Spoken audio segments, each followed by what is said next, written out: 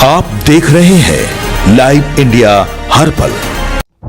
नमस्कार, आप देख रहे हैं लाइव इंडिया हर पल। मैं हूं आपके साथ रेखा मिश्रा। बांकीपुर विधानसभा उपचुनाव की सरगर्मी बांकीपुर में साफ तौर पर नजर आ रही है। अगर हम बात करें प्रशांत किशोर की, नीरज सिंह की, तो आज ये दोनों ही उम्मीदवार जो है वो नॉमिनेशन फाइल करने वाले हैं और इसको लेकर के उत्साह और उमंग जो है वो साफ तौर पर बांकीपुर में नजर आ रहा है। बांकीपुर का यह चुनाव बेहद ही महत्वपूर्ण है, चूंकि बीजेपी की अगर हम बात करें तो बीजेपी की ओर से इससे पहले अभिषेक कुमार बंटी को उम्मीदवार बनाया गया था, लेकिन अभिषेक कुमार बंटी ने अपना नामांकन वापस ले लिया और उसके बाद नीरज सिन्हा जो हैं उन्हें पार्टी की ओर से टिकट दिया गया है। और आज ये दोनों ही नेता यानी कि प्रशांत किशोर और नीरज सिन्हा जो है वो अपना नामांकन करने वाले हैं। बांकीपुर विधानसभा उपचुनाव के लिए आज नामांकन का अंतिम दिन है।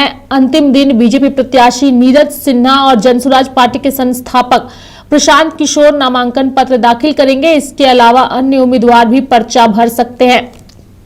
बता दें कि अंतिम दिन अधिक भीड़ की संभावना को देखते हुए जिला प्रशासन ने सुरक्षा और विधि व्यवस्था के विशेष इंतजाम किए हैं। समाहरणालय स्थित पटना सदर अनुमंडल कार्यालय के दूसरे तल पर भूमि सुधार उप समाहर्ता के न्यायालय कक्ष में सुबह जो है वो ये दोनों नेताओं की ओर से नामांकन कराने की प्रक्रिया जो है वो शुरू की जाएगी। बता दें कि आवेदनों की जांच जो है वो 16 जुलाई को की जाएगी, यानी कि 16 जुलाई तक उम्मीदवार अपना नाम वापस भी चाहते हैं तो वो ले सकते हैं और इसी दिन चुनाव चिन्ह का भी आवंटन किया जाएगा।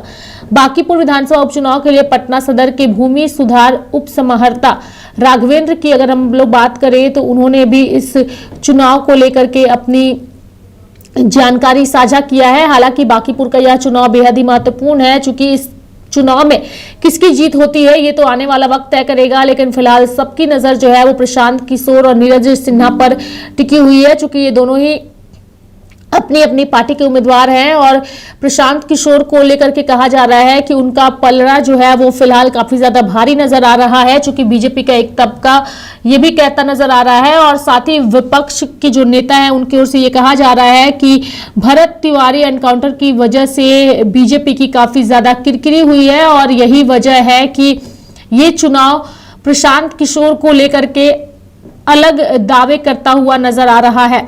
फिलहाल सुरक्षा के कड़े इंतजाम किए गए हैं, चूंकि आज नामांकन का अंतिम दिन है और दो दिग्गज नेता आज नामांकन करने वाले हैं।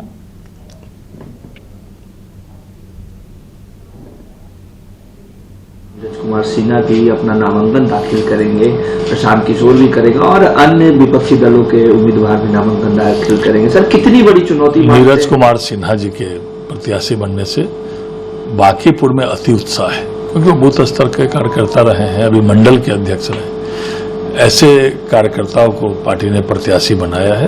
अति उत्साह बांकीपुर विधानसभा में नागरिकों का है और मुझे लगता है बड़ी संख्या में बांकीपुर के लोग आज एनडीए के नामांकन सभा में भाग लेंगे और आज अंतिम दिन और पार्टी के भी प्रत्याशी भाग लेंगे। लेकिन तेजस्वी यादव बांकीपुर में उपचुनाव, तेजस्वी यादव यूरोप के भ्रमण पर है।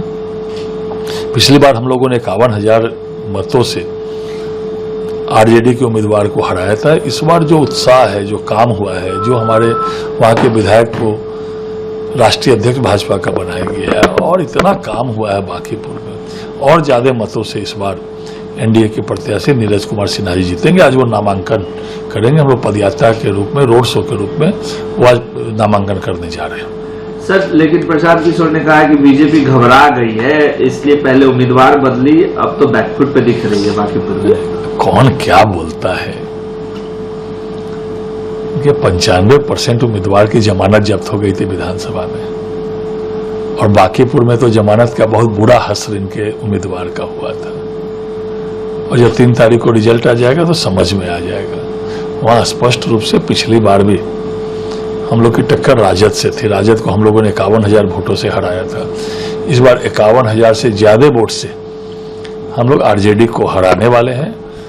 और सब जानते हैं कि पारिवारिक कारणों के कारण पिछले जो हमारे प्रत्याशी थे उन्होंने चुनाव लड़ने में असमर्थता व्यक्त की थी। मुझे पत्र के माध्यम से भी सूचना दिया था। तो पुनः हम लोगों ने एक कार्यकर्ता नीरज कुमार सिन्हा को प्रत्याशी के रूप में प्रत्याशी बनाया। आज वो अपना नामांकन करेंगे।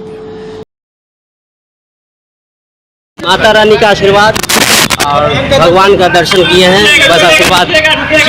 जीत को लेकर कितना आश्वस्त है? सब माता रानी का आशीर्वाद मिलेगा, बस इसके लिए आप लोग का बहुत बहुत आभार। आप लोग भी आशीर्वाद देने के लिए आए हैं, मुझे पता है, बहुत बहुत आशीर्वाद। प्रचंड जीत है, प्रचंड जीत है, प्रचंड जीत के साथ विजयी होंगे, कहीं कोई टक्कर में नहीं है। कोई माता रानी का आशीर्वाद प्राप्त, बजरंग बली का आशीर्वाद प्राप्त है, इसके लिए मैं माता रानी का आशीर्वाद और भगवान का दर्शन किए हैं, बस आशीर्वाद। जीत को लेकर कितना आश्वस्त है? सब माता रानी का आशीर्वाद मिलेगा, बस इसके लिए आप लोग का बहुत बहुत आभार। आप लोग भी आशीर्वाद देने के लिए आए हैं, मुझे पता है, बहुत बहुत आशीर्वाद। प्रचंड जीत है, प्रचंड जीत है। तो मेरे साथ फिलहाल अभी के लिए इस खबर में इतना ही। आप देखते रहिए लाइव इंडिया हर पल। नमस्कार।